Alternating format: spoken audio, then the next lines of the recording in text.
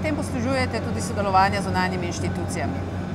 Ja, v določeni meri se vklapljamo tudi zunanje inštitucije, kot so inštituti fakulteta. Dosti večina dela pa bom rekel, da opravimo znotraj tovarne. Torej samozavest je visoka? Ja, dokaj. Ljudje v proizvodnji vedo, za koga je naročilo narejeno? Ja, v večino primerov vejo točno, za koga je in vejo tudi, kje ta kupec pri nas rangira.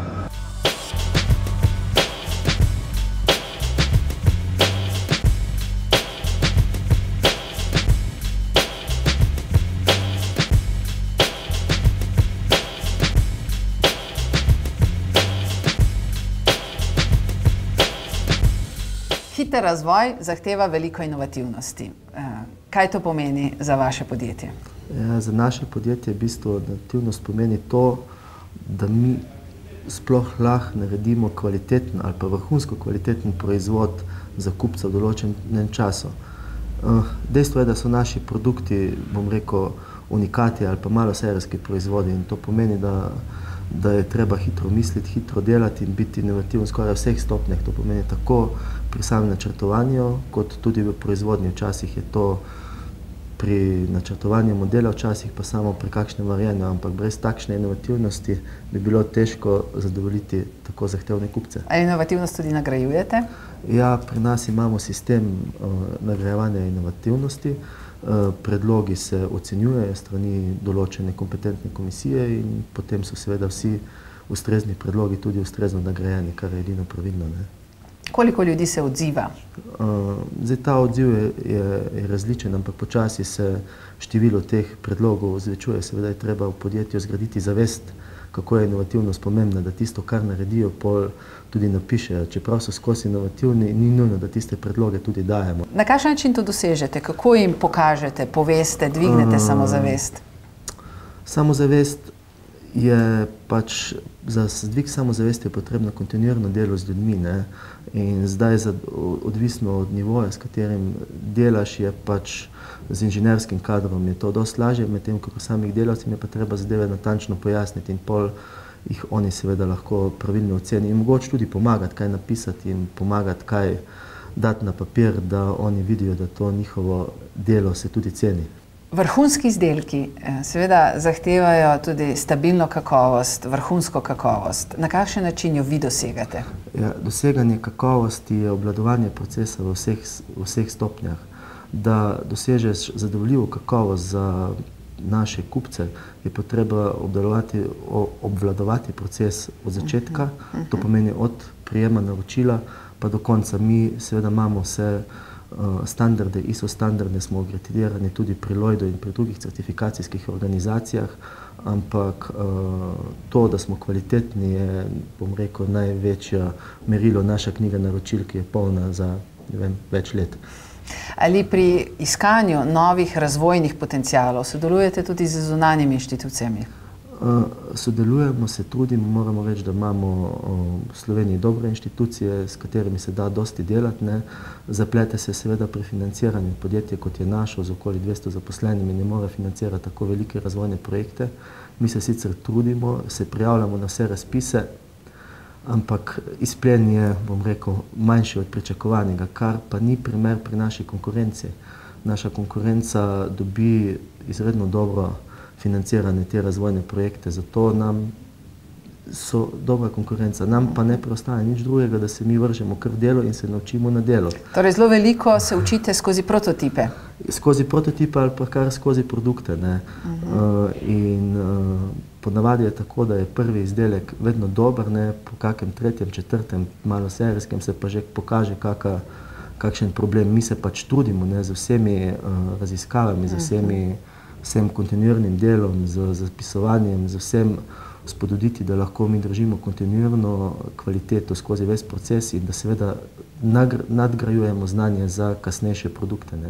Vi ste tudi sam zelo dober primer povezave med nekim akademskim znanjem, znanjem iz inštitutov in proizvodno, saj ste pred časom bil Jaz sem bil zaposlen na inštitutu. Zakaj ste se odločili, da ste prišel v proizvodni proces oziroma v podjetje? V bistvu proizvodni proces je pravo merilo tvojega znanja, ki si ga pridobil tekom izobraževanja na inštitutu oziroma izobraževanja na univerzi. Svoje znanje moraš nekje aplicirati in to je edina in prava prilika, da se to naredi in za sabo vidiš nekaj.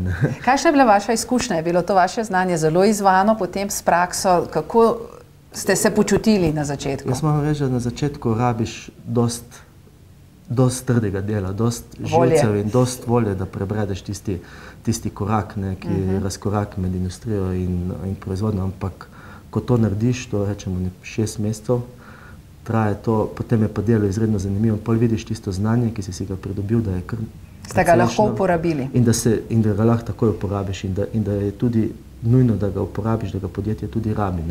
Zato priporočam vsem, da se, če imajo priliko, gredo vsaj en čas v industrijo.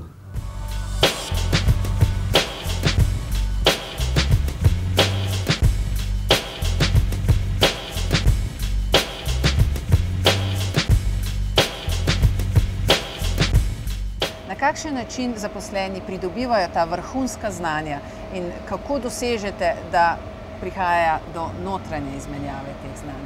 Nažalost, za naše poklice livarjev, mislim predvsem livarski poklici, ni več izobraževanja formalnega v Sloveniji. Leta 1995 leta so zadnji livarji s poklicno šolo zaključili šolanje.